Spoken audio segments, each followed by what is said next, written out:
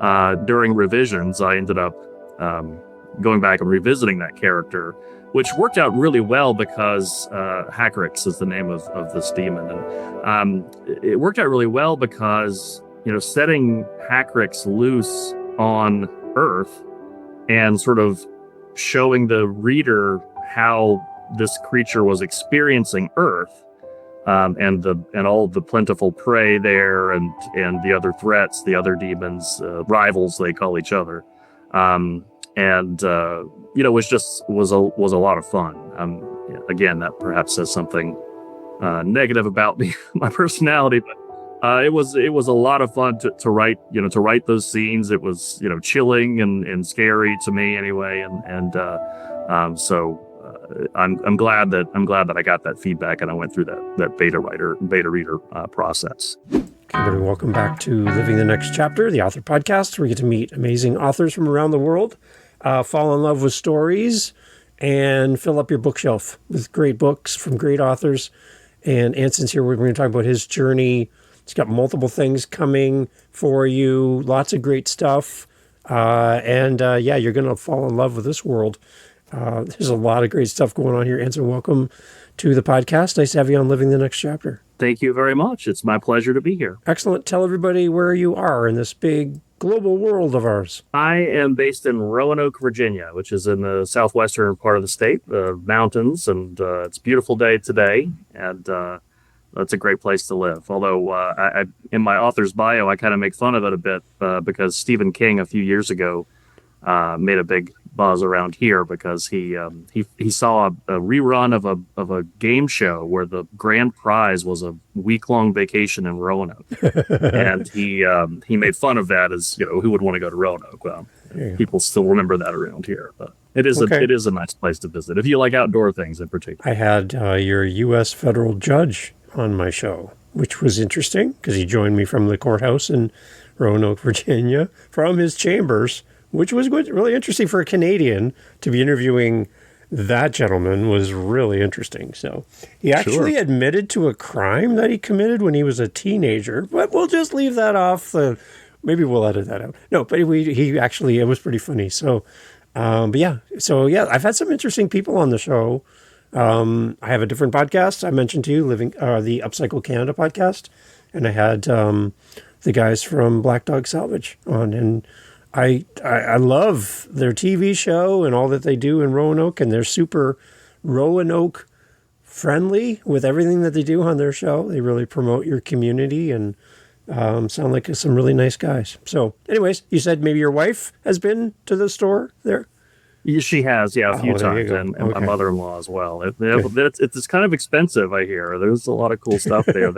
I drive past it frequently, but there you go. Awesome. Yeah. So I've had some really great connections with your community, and anytime I get to talk to somebody from there, it feels like home. Even though I've never been there, it feels like home. So it's great. Well, you should come. It's got a great little airport with good connectivity to this country anyway, and it's called the Star City. We have a big star and a zoo up on top of a little mountaintop there, and it has a lot to recommend it. All right, I'll put it on the list. You convinced me. I like that. And we'll grab a coffee together or something. That'd be great. Sure. It's good. Awesome. Let's start with your author journey. We have authors listening to the show. They're new to this. And the fact that they can have a few moments with an author that's further down the path than they are could be really inspiring and encouraging for them to hear from your perspective. So what would have been helpful for you as an author in your early days to hear from a fellow author that's been kind of doing this for a while? What could have been encouraging for you to hear back in those early days? Can you take us back? Sure. For where it started with me was I always loved science fiction and fantasy. That's how I learned to read. My mother reading the Lord of the Rings and Chronicles of Narnia and the Sword of Shannara to me as I was a young child, and I just never really stopped reading those kinds of books. And I was, I guess, fairly creative in terms of storytelling and liked the idea of telling my own stories. Played around that a little bit as a kid, but I always intended to write a book or books. And then, when I was an adult, I one night I had a particularly vivid dream of a guy on fire with an axe fighting demons in sort of the real world. And it seemed like frankly, it seemed like a movie that I really wanted to see, or a television show. And so the next morning when I woke up, I just started writing things down about the dream that I remembered, and then sort of, expanded upon that, and ended up, I think maybe the next day, with, a 10-page document that was primarily just world building, just sort of how the world had come to this state. And then I was like, well, this is going to be my book. And that's when I sort of hit a more difficult patch, was sort of, how do you get from that, here's my idea. I finally have the idea that I want to write. And, what's the next step to get it to a book? Well, obviously it's to write it, but sort of the process that you go through in writing, and sort of, I was always, good in English class and things. I considered myself a good writer, and I thought it would be easy, but it took a little bit more conscious effort, and, reading about the craft of writing. I took, a few classes, and there's a program, the Victoria School of Writing, fellow Canadian, although the opposite side, I think, from you, and who, had a sort of writer's getaway, and sort of went over sort of basic elements of the process and the craft of writing. And I learned about the differences between, as she put it, pantsers versus plotters. Right. And I always thought that I was a pantser, which means, you just sit down and write and just rip it off. And you've got all these great ideas, and you just put them onto paper, and you're kind of done.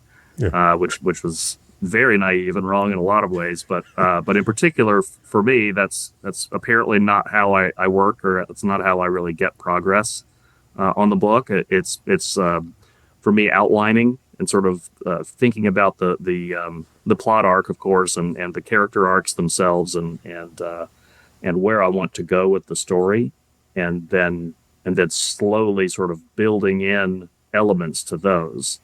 And then when I actually write the scenes or the chapters, that's when I put in or try anyway, to put in the clever dialogue and the cool ideas and the neat fight scenes, and scary, demons or whatever, sort of when I actually do the writing. But in terms of getting there and having a process that I can follow, having a process that I can follow and can track my progress, that's really a key element for me, is sort of checking down each of these. I already have the chapters listed, and I know what I want to do in each one. And so, for me, because I have a family and a day job, I have to write very early in the morning, and so I sit down on my computer, have my coffee, and I have what I want to write that day. There might not finish it necessarily, or I might go back and change it, materially later, but at least I know what I want to accomplish that day, or every day. So when you write in the morning like that, and then go off to your normal everyday life, do you still kind of ruminate on what you wrote that morning, and it kind of sits with you during the day? Does that kind of help you in the writing process? Yeah, sometimes it does. It can be very frustrating, and I've been late to take the kids to school and things a couple times, where I really want to get this idea sort of down on paper, and I'm afraid that if I leave it at this, wherever I am at that moment, that I'm going to forget. But usually it's actually helpful to go away.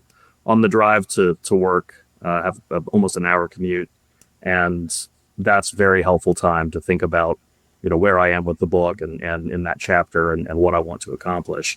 And that's where you sort of think about you come up with the elements that actually that readers get excited about. I mean, readers aren't excited about your chapter structure, or at least I'm not as a reader, but they are excited about the cool ideas you have, and the novel ways of presenting things, your ability to both play with the tropes of the genre you're writing in, but also get away from them in a way that makes it seem like it's not just a derivative thing that you've read 1,000 times. So that dream that sparked the idea for the book, Is that something that's common for you to have these types of vivid dreams like that, or is this kind of a lightning strike for you? Well, a little of both. Okay. It's not at all common for me now. When I was younger, I would frequently have nightmares, and so I guess it was a little more common when I was younger. But then I guess at some point I had figured out the knack of realizing that I was in a dream, and and that I could.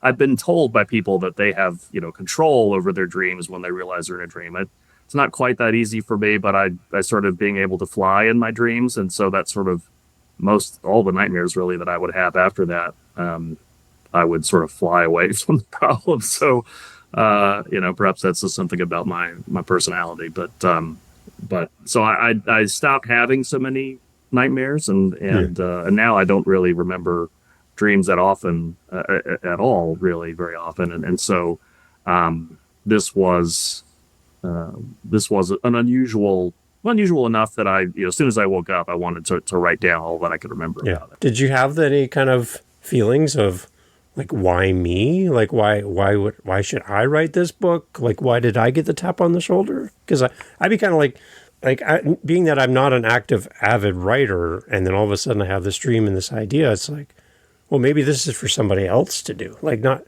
why me, right? No, certainly, especially at that time in my life, I was much more confident in myself and Okay. where I was going, and as I said, I'd always planned on being a writer, and I'd always and I had other ideas for books and things. I still have some. You have your to be read pile of books, of real books, and then I have the to be written pile of ideas that Yeah. that I'm going to get to someday.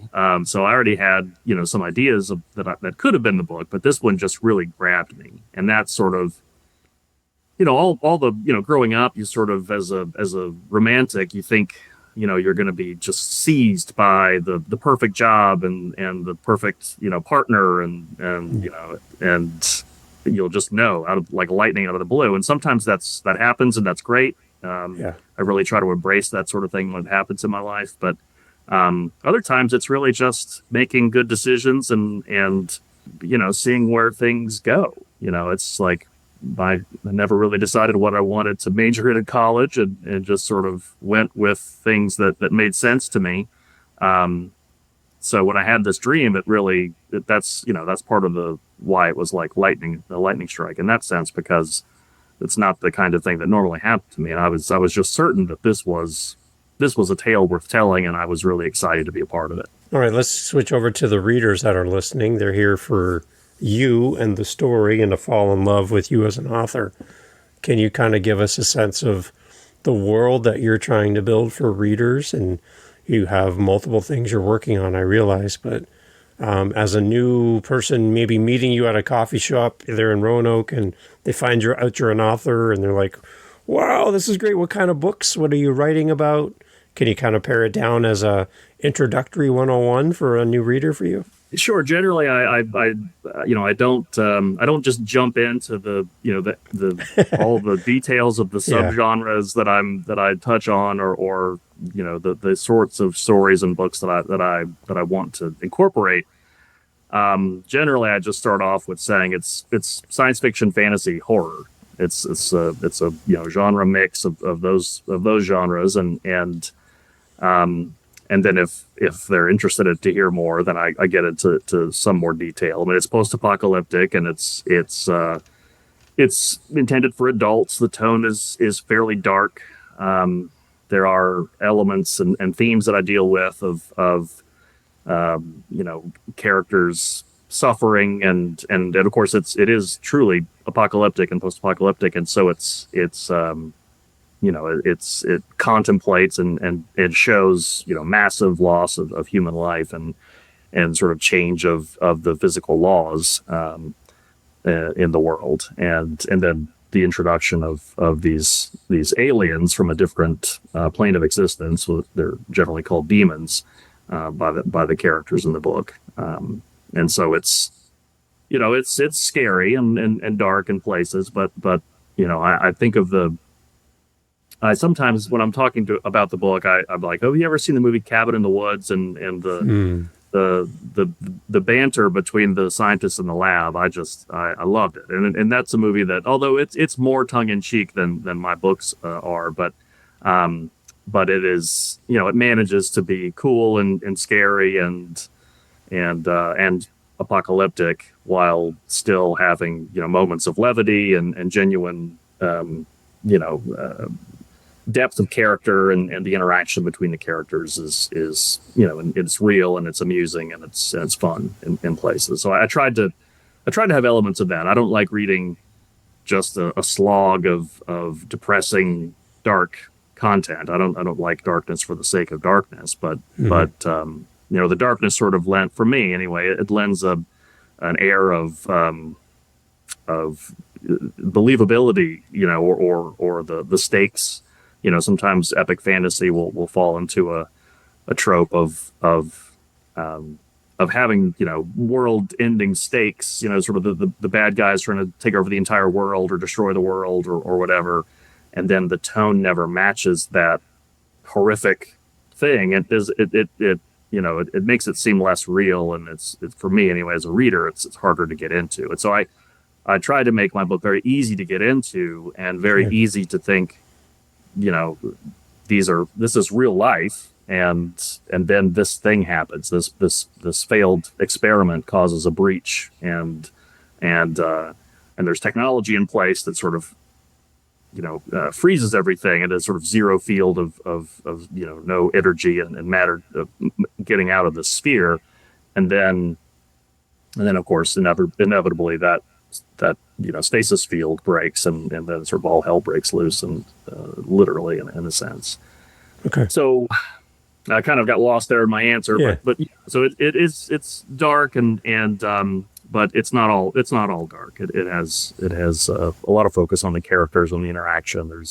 There's conversations about pop culture and philosophy and sort of what constitutes proper moral behavior when your life is on the line all the time. And a lot of post-apocalyptic shows and books get into that that sort of element, but it is an area I think I'm interested in personally. In music, when we hear a new band or a new song, we're trying to tell somebody else.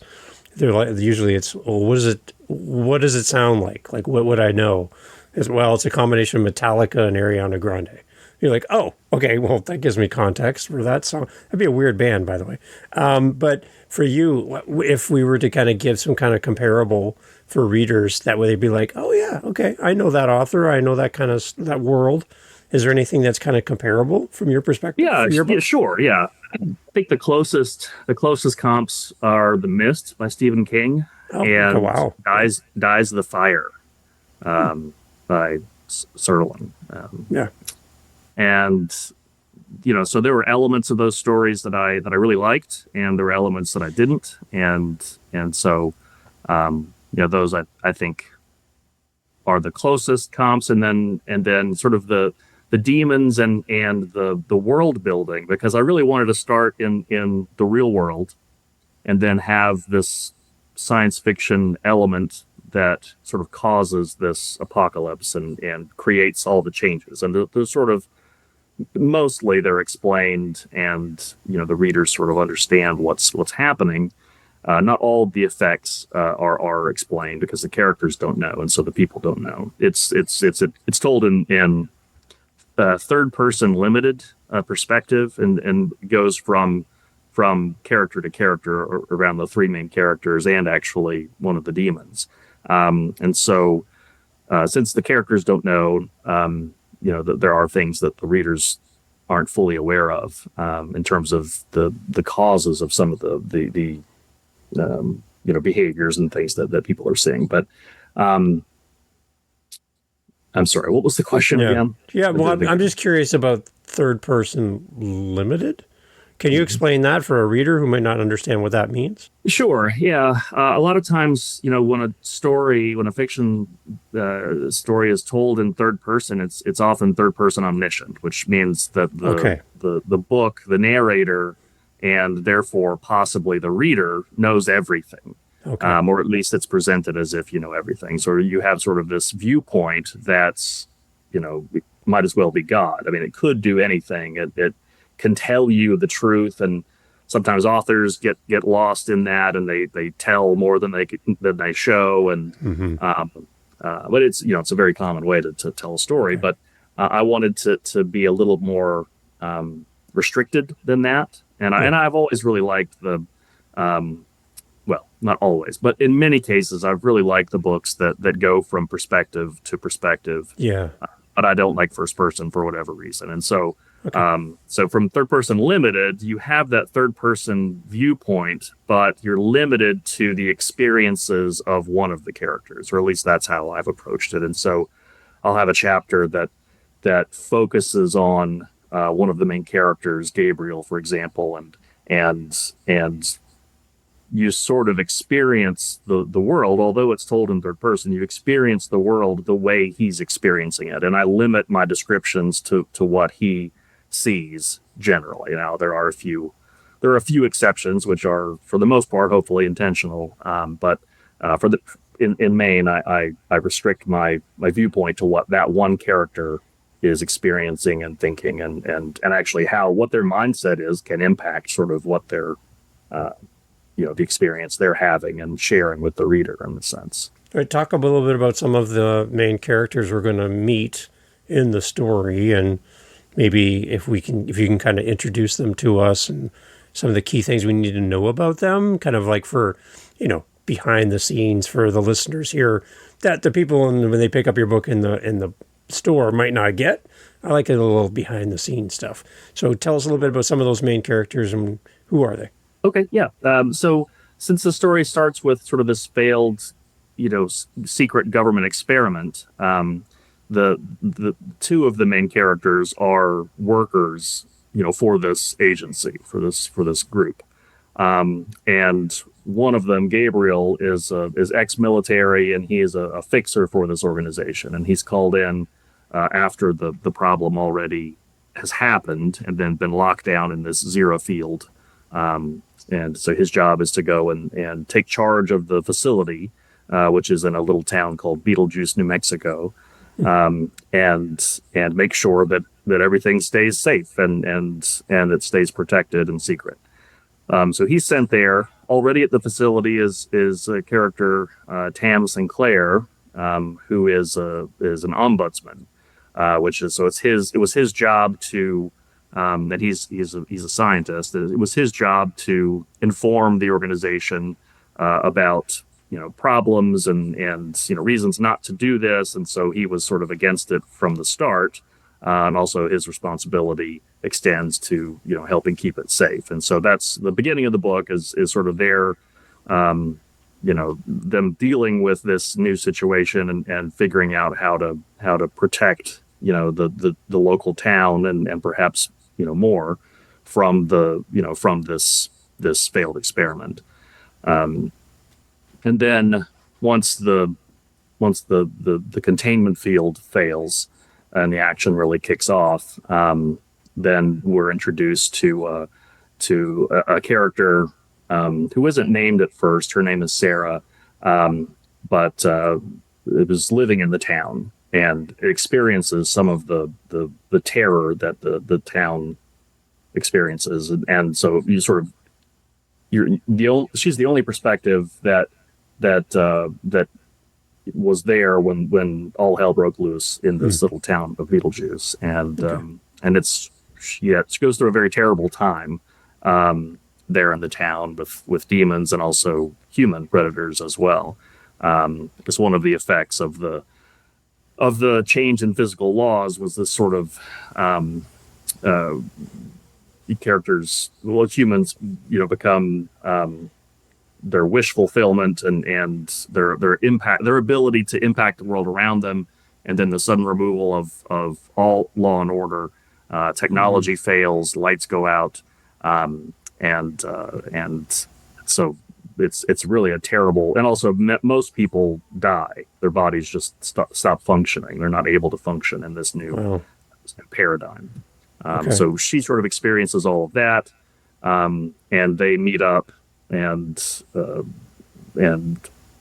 ultimately she decides that she's going to go with them. She's not, because her parents, she was living at home with her parents, and they die in front of her, and she has nothing to keep her there, so she wants Yeah. to go with them. So that's the three companions as they start their journey. The journey is spurred off by there's data about this experiment that Gabriel and Tam feel the need to take to the authors of the experiment, which are based in a lab in Long Beach, California. And so their idea is to take the data there, and perhaps they could figure out a way to fix things, or to at least make technology work again, or they're not sure exactly what can be accomplished now, but their hope is that the authors of the experiment will know it better than anyone else, and can hopefully fix things. And so that's sort of the mission that these three take off on. Okay. And then the other point of view character, or the I guess point of view character is a good way to describe it, is one of the demons, which I just wanted to write one chapter to sort of illustrate the demon's world, so that the reader would know, what these creatures are like, and it was a really fun chapter to write. It came out very easily, and I was entranced with it. I thought it was really cool, and so my first version of the book, I just had that one chapter in there, and then it was all the human characters after that, and like 70% of my beta readers, asked for more of this demon character. They were like, "Oh, when are you gonna, we're gonna have more of this character in other books? Like, I really like And so during revisions, I ended up going back and revisiting that character, which worked out really well because Hackrix is the name of this demon, and it worked out really well because setting Hackrix loose on Earth and sort of showing the reader how this creature was experiencing Earth, and all the plentiful prey there, and the other threats, the other demons, rivals they call each other, was a lot of fun. Again, that perhaps says something negative about me, my personality, but it was a lot of fun to write. To write those scenes. It was Hmm. and scary to me anyway, so I'm glad that I got that feedback, and I went through that beta reader process. Yeah, that's it's interesting when they come back with that kind of feedback, right? Because in your mind, your book is relatively complete when you hand it off to people. You're not kind of giving them the beginning stages of what you're writing. I'm pretty happy with this, and then you send it off, and that kind of feedback coming back, you're like, wait a minute, there's an opportunity that I might have missed here. Yeah, well, that's going back to the sort of authors. That was one of the main things that I learned here. And perhaps others are not so arrogant as I was when I was first starting, but I really thought that I could tell the story the way I wanted it told, and the end. I would just need some editing to make sure I didn't spell anything wrong, or put a comma in the wrong place or something, and so every time I got feedback, my initial reaction was, "Oh, but that changes my voice. I don't, you're not getting it." And I would fight back against, or at least silently to myself, against this feedback. It took me a while to internalize the comments, and once I was able to, I guess to my credit, I did continue to try. I kept seeking feedback, and kept reading it and trying to take it seriously, and eventually I was able to. Eventually it stuck that there are a lot of ways to tell stories, and if you're bothering to write a book, it's to other people. It's not just to yourself. Right. And so if it's to other people, then you should listen to other people, and take their experiences into account. And it seems obvious, and probably is obvious to most people, but for me, for whatever reason, it wasn't obvious at first, and so getting the hang of editing, being edited, and receiving criticism and feedback, and being able to say, thank you, because once I fix this is going to be so much better. And that just happened time after time after time. So I was I've had plenty of experience now in doing that, and now I consider it, perhaps the most important part of the, at least of the book creation process anyway, crafting and recrafting, how you tell the story, and and even elements of it. You think this element's really cool, but most of your beta readers don't really care about that. They want to hear more about this other thing, so I tried to take that into account, as much as I could. I think that's a good way of looking at it. I love that feedback, and I love authors that are open to that feedback. I think that's a winning combination. When you go through the process of writing a book, you come out the other side and you're a different author than you were when you first started. How does that help you on the next project? Like, do you find it's kind of like steps? You're like, every project is a little bit easier, a little bit different.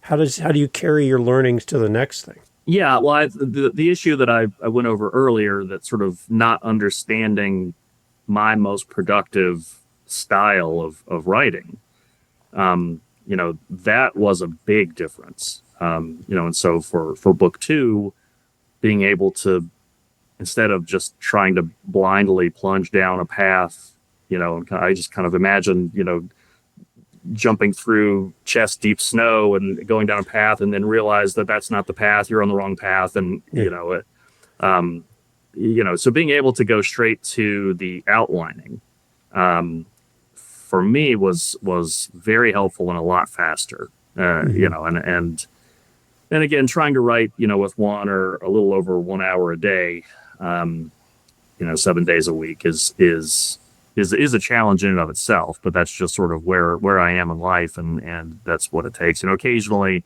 my wife will say, this weekend, why don't you take this weekend off and get out of the house and just write, and that's terrific when I get a chance to do that. But so being able to just knowing how it went the first time, and then being able to recreate that from a process standpoint. And then also elements of craft as well, like the first time I wrote book, but when I finished book one, one of the issues was the character arcs were not very well defined, and they weren't very archy in most cases, and so. On the one hand, I always knew it was going to be a series, and so one could argue that the arcs might be much slower, or you can't have a finish point, or it's harder to have a finish point. But I think you can. You just have to sort of figure out how.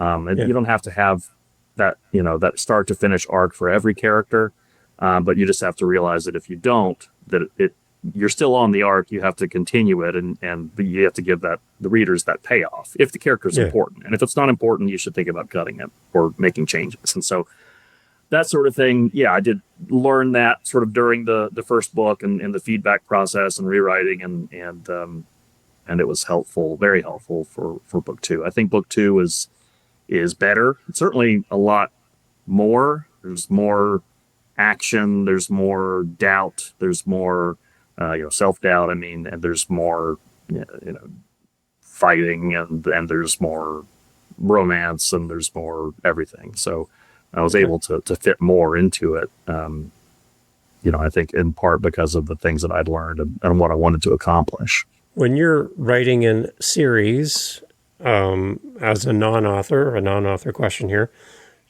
do you have in your mind the final book in the series as kind of a finish line, and you kind of have a goal you're pointing towards, and you've kind of in your mind thought about how that book's going to end off the series, and then does that trickle back down to book two, for example, and you're writing towards the finality of what you're doing? How does all this work? I don't understand how this happens. Well, having started writing one series, I wouldn't consider myself an expert, but yes, the short answer is I have the final book in mind, sort of the main thing that happens in it, at least, and then actually some other things that I want to happen during the series that I'm very excited about getting to, and so those things of course, have to be set up in previous books. And then the character arcs sort of also have to not only appear, you have to, set it's foreshadowing and set some the premise for their changes.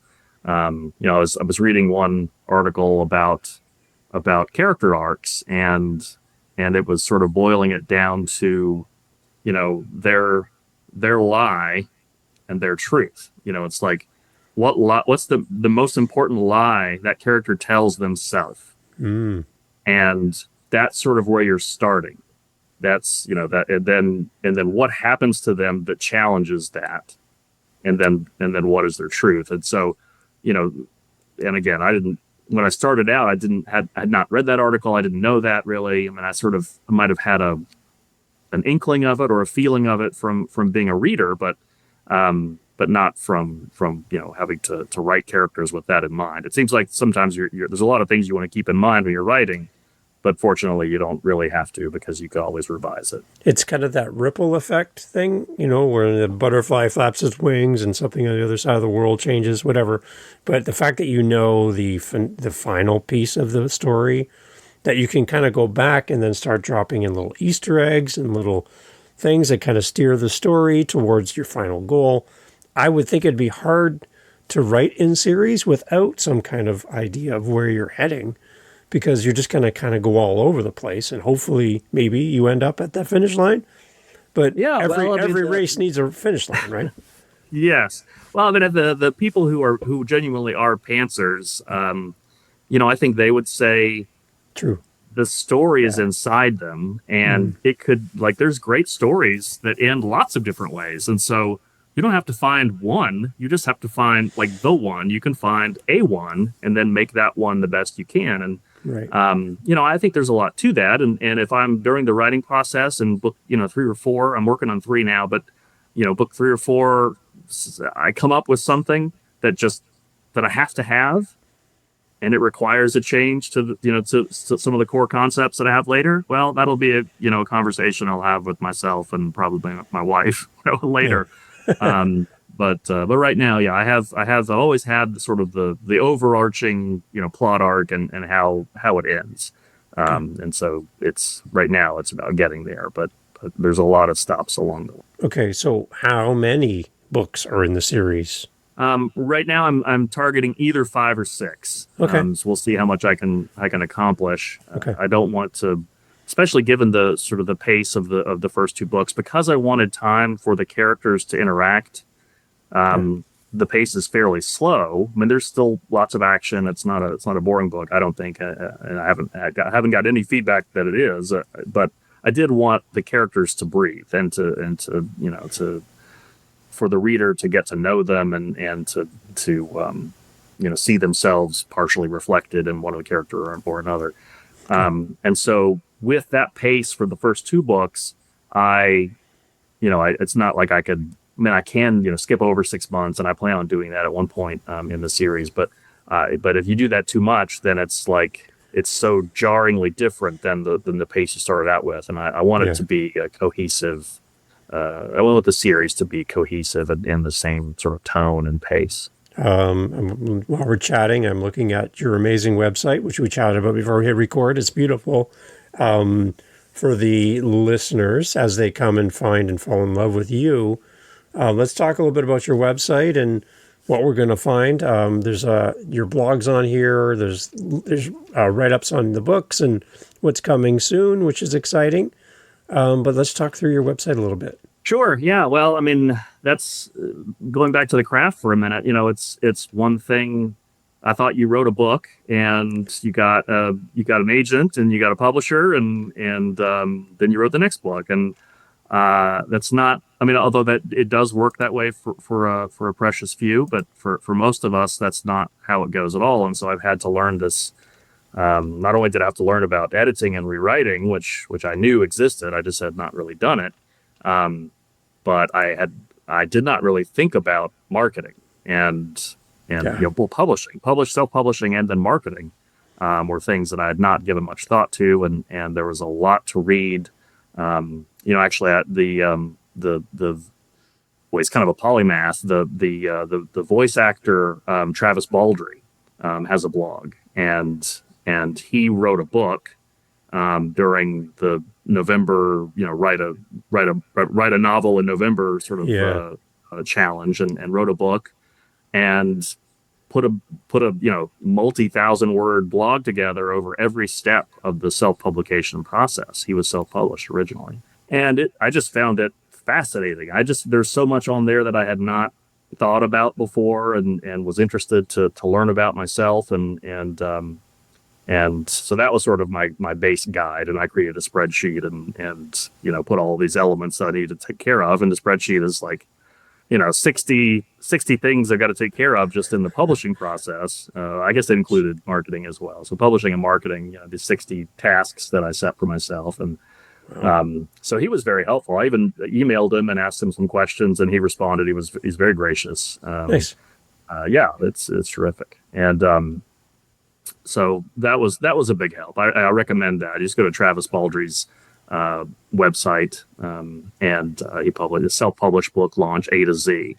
And about a month or 2 months after he published his own book himself, one of the big publishing houses, came and said, "Hey, we need this book," and so they picked it up, and now he's with a Tor or something. Yeah, Tor. Good. So that's sort of the dream, I guess, or Dungeon Crawler Carl. Where Denneman is written this book, self-published, and then all of a sudden now it's going to be a television show, and hopefully more. I'm anxiously waiting for book 8, like a lot of people. Do you have a future wish for your series as it goes out into the world? I know some of the authors come on, they're like, "Oh, I love to see this on the big screen," or "I love to see it picked up or turned into something else." Do you have any kind of secret wish for your series? Yeah, of course. Yeah, I definitely see it as a prestige television show. But the first thing that really came to me was this would be a kick-ass graphic novel. Like it's really lends itself. I mean, I guess because I had this sort of visual dream about it to start with, it always seemed that way to me. And I think it would be a terrific graphic novel for starters. And so at some point I would like to talk to someone who does that and figure out how it's done. I have no idea. Okay. So. Well, you never know who's listening to this, so you might be getting some responses and saying, "Hey, check out my work, see if I can work together with you." So that's always encouraging, right? So it's good. Okay, so let's end off our conversation. I love this. I'd love to have you come back in the future and give us updates as you continue to write and continue to share your story, so that more people can connect with you and have more conversation with you. But it's Living the Next Chapter is the name of the show, so I kind of like to use and leverage the name of my podcast whenever I can. Beyond writing, if we can step outside of writing for you for a second, how else are you living your next chapter as you go forward from today? Well, from the book world, I've just taken the first book off of the ebook off of Amazon's platform exclusively, going wide with that. So I'm learning about using Draft to Digital as the platform there to get it out everywhere. The physical books, paperback and hardback, have been available wide before, but I've got friends who are dedicated Apple book readers, and so I have some people who are waiting for it to go wide, and I'll see how that process is. I'm interested to learn about that. Book 2, I'm waiting for the final cover art to come back, and then I'll be launching book 2. It comes out on the 25th of November. So just around the corner. Excited about that. Hopefully I can get it done in time, because I've already delayed it once from late October to late November.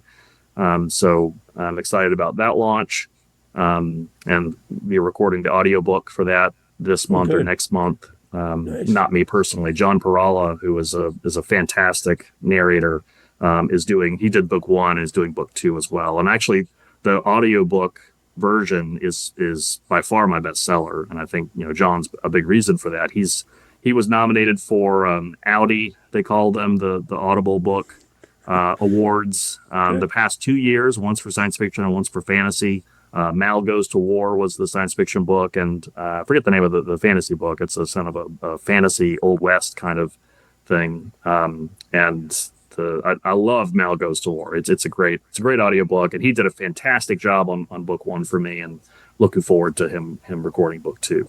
Well, And then of course working on book 3. So that's the book world. And then in my real life, I've got my kids are 11, 9, 6, and 4, and so I've got soccer and lacrosse and basketball season is just starting, and I almost volunteered to coach because they're down coaches, and then I realized I just don't have time.